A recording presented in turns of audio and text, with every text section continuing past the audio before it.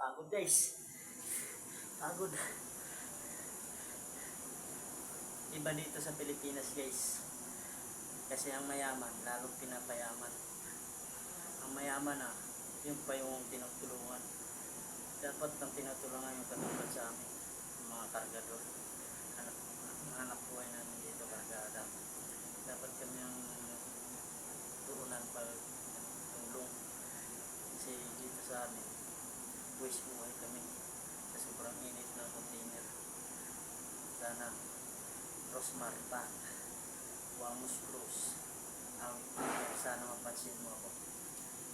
Isa akong content creator din, vlogger. Sana mapansin mo ako na ito yung trabaho ko. Ako ang dapat tulungan. Yan. Shoutout sa inyo tatlo. Hindi yung mayaman na pinapayaman niyo palalo.